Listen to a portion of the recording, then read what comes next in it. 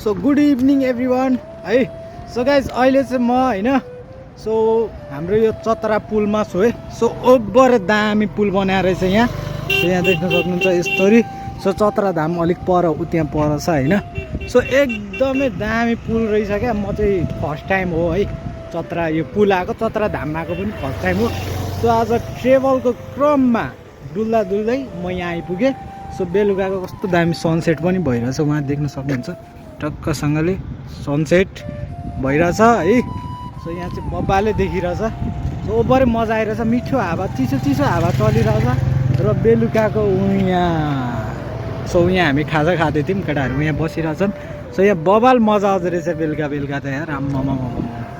So कति रमाइलो छ है चतरा धाम। सो यो चाहिँ हाम्रो कोशी नदी देख्न सक्नुहुन्छ।